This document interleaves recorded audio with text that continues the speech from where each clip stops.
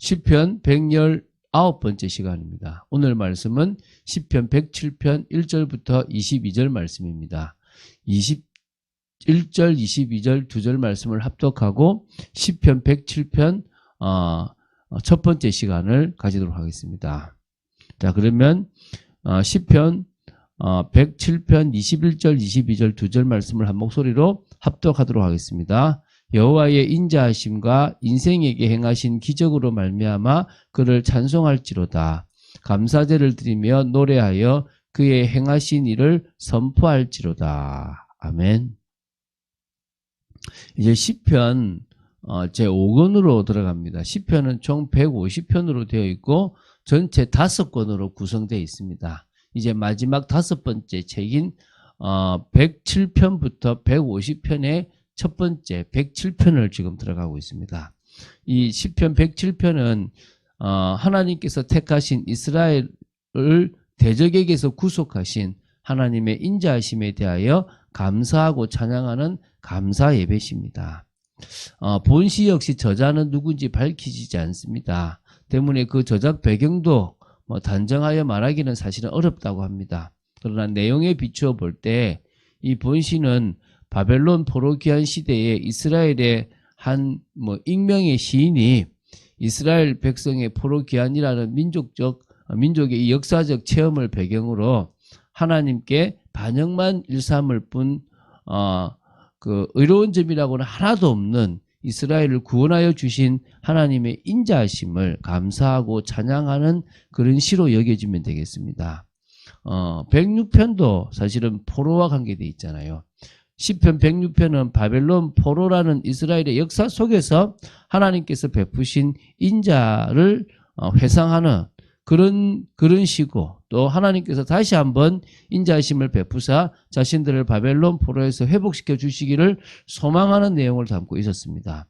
시편 107편은 바벨론 포로 가운데 있는 이스라엘 백성들의 그 고통의 부르짖음을 하나님께서 들으사 그들에게 인자를 베풀어 그들을 구원하여 주셨음을 감사하고 찬양하는 점에서 이게 연결이 되어 있다고 보면 됩니다. 그러니까 그 106편은 포로 시대 때, 지금 107편은 포로에서 예루살렘으로 다시 돌아오게 된 것에 대한 감사시라고 보시면 됩니다. 그래서 이 본시는 한 인간이 이 땅에서 살아가다가 부딪힐 수 있는 온갖 고난의 순간을 현장감 넘치는 그런 필치로 이렇게 묘사해서 하나님의 사랑과 구원의 은총을 좀 시원스럽게 표현한 그런 부분들이 특징이라고 할 수가 있거든요. 그러면 이 시편 107편의 내용을 좀 세부적으로 살펴보겠습니다. 크게는 세 부분으로 나눌 수가 있습니다. 그 중에서 오늘은 22절까지 보고요. 다음 주 월요일에 23절부터 43절까지의 내용을 보도록 하겠습니다. 그러면 이제 어떻게 나누냐면 1절부터 3절이 본시의 도입부라고 보시면 됩니다. 하나님의 구속의 은총을 입은 자 중 하나님께서 택하신 이스라엘을 향하여 여호와 하나님을 찬양할 것을 촉구하는 그런 내용으로 보시면 됩니다.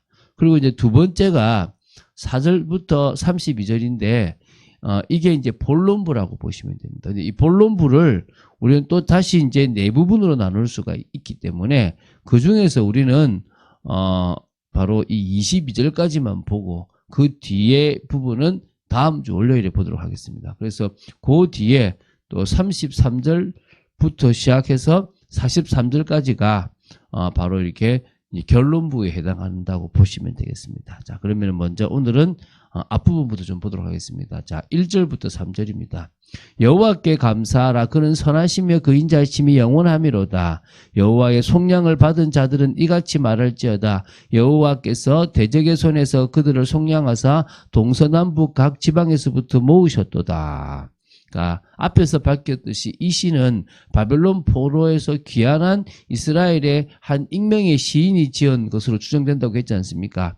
이스라엘 백성들은 하나님의 거듭된 경고에도 불구하고 하나님을 배신했고요. 우상을 숭배했고 하나님의 법을 거슬러 행했습니다. 결국 하나님은 그들을 바벨론으로 하여금 치게 하셨고, 그리고 이스라엘은 망했습니다. 포로로 사로잡혀 갔습니다. 그런데 하나님은 바벨론의 포로로 잡혀가 아무런 희망도 가질 수 없었던, 그래서 하나님으로부터 완전히 버림받았다고 여겨지는 그들을 구원하시고 회복하셨습니다. 그것도 70년 이후에 회복될 것이라는 예언의 그 성취 그대로 회복시켜 주셨습니다. 그래서 뭡니까? 감사라는 것입니다. 도저히 될 수 없는 상황에 회복이 되어졌습니다. 그는 선하시며 그 인자하심이 영원한 것입니다. 포로에서 풀려난 자들은 당연히 여호와께서 대적의 손에서 속량하사 동서남북 각 지방에서부터 자기들을 모아주셨다라고 믿습니다. 또 사실이고요. 그래서 고백하는 겁니다. 이 진정으로 하나님의 은혜와 사랑이라는 부분들을 알게 되는 거죠. 자, 이제 뭡니까? 본론으로 들어갑니다.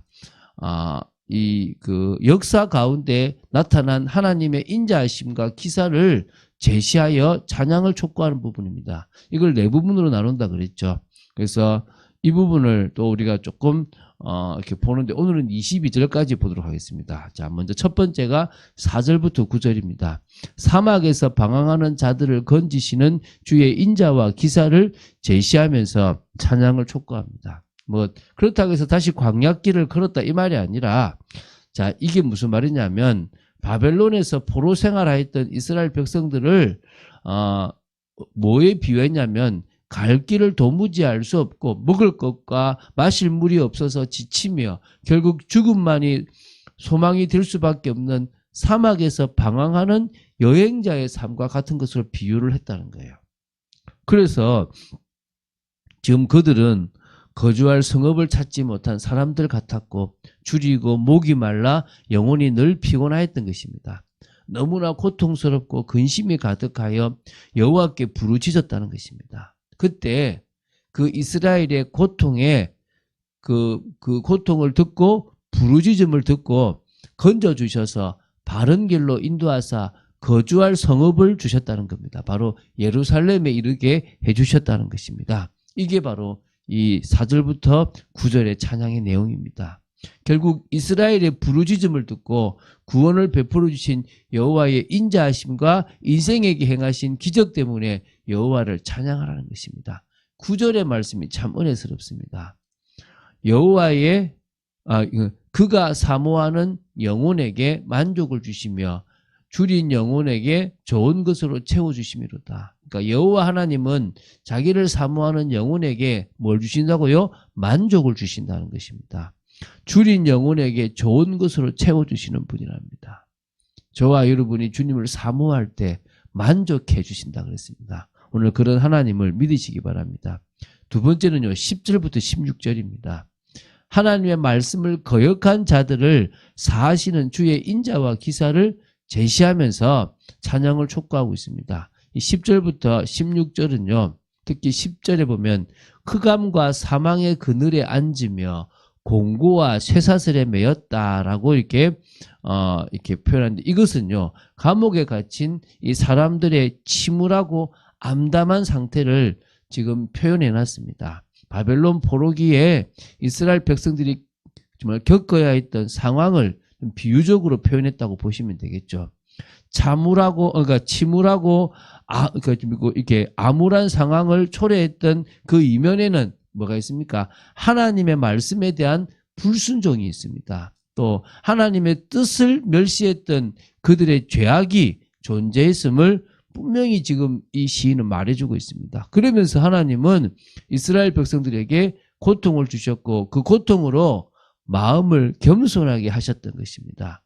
아무리 바벨론에 엎드려져도 돕는 자가 없었기 때문에 결국은 겸손할 수밖에 없고 하나님만을 바라볼 수밖에 없습니다.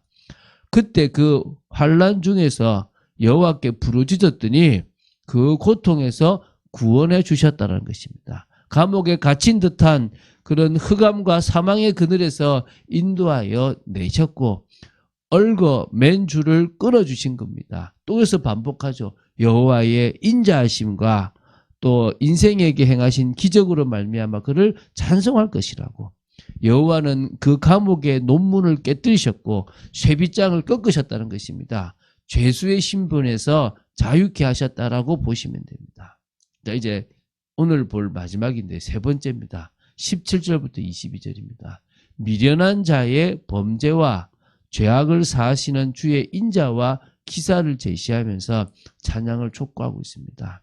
자, 17절에 나오는 미련한 자들은 이렇게 나오는데요. 육신적인 것을 그러니까 육신적인 탐욕에만 몰두하는 그런 자들이기 때문에요. 그들이 걸어가는 그 걸음은 죄악의 길을 따르는 걸음이고요. 또 그들은 악을 범할 수밖에 없는 자들입니다. 그 결과 이들은 하나님의 징계하심으로 인해서 인간의 가장 기본적인 욕구라고 할 수 있는 식욕까지도 상실해 버렸습니다. 하나님이 어떤 벌을 내리냐? 모든 음식물을 싫어하게 되어버렸다는 거예요. 참 비참하죠. 그래서 모든 음식물을 싫어하게 되어서 사망의 문에까지 이르게 된 겁니다. 범죄함 때문에 육신적으로 쇠약해져요. 먹을 수도 없는 상황까지 가서 죽을 상황이 되었다고 봐도 되겠죠. 그때 그 고통 때문에 여호와께 부르짖었어요. 지금 핵심은 뭡니까? 어려움 중에, 환난 중에, 고통 중에, 정말 위기 속에서 누구께요? 주님께 부르짖었다는 거예요. 주님께 부르짖으니까 여호와 하나님께서 그들의 고통을 들으시고 그 고통에서 구원해 주셨다는 것입니다. 이게 핵심인 겁니다. 하나님께서 말씀을 주셔서 그들을 고쳐주셨고 위험한 지경에서 건져주셨다는 것입니다.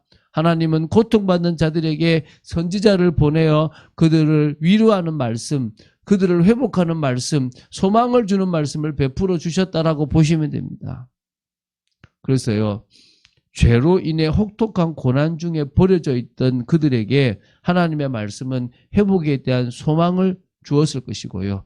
그 말씀이 살아 역사함으로 다시금 일어설 수 있는 힘이 되었다라고 보시면 됩니다. 그래서 여호와의 인자하심과 인생에게 행하신 기적으로 말미암아 여호와를 찬송할 수밖에 없다는 것입니다. 계속 이게 반복적이죠. 여호와는 인자하시고 인생에게 행하신 기적은 대단하다 이 말입니다. 그래서 감사제를 드리며 노래하며 그가 행하신 일을 선포할지어다. 우리는 하나님께서 최고임을 늘 고백하고 자랑하는 것입니다.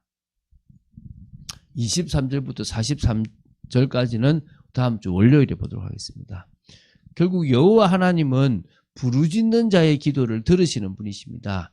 인자하심이 영원하고 인생에게 행하신 기적 또한 정말 대단하고 은혜이기 때문에 그렇기 때문에 우리는 그분을 찬양합니다. 그래서 넘어지지 말고 그 환경 속에 넘어지는 게 아니라 여호와를 바라보는 저와 여러분 되시기를 주 예수 그리스도 이름으로 축원드립니다. 주는 그리스도시요 살아계신 하나님의 아들이심을 고백합니다. 말씀 따라가는 축복 속에 있기를 간절히 소원합니다. 믿음으로 나아가는 저희들 되기 원하고 하나님의 뜻을 이루는 복된 삶을 살아가고 저희들이 지금 고통과 어려움 속에 있을 때 여호와 하나님께 부르짖으며 겸손한 마음으로 주님의 뜻을 이루는 저희들 되어지기를 간절히 소원합니다. 오늘도 하나님의 임재 속에 있기를 간절히 소원합니다. 주 예수 그리스도 이름으로 기도드립니다. 아멘.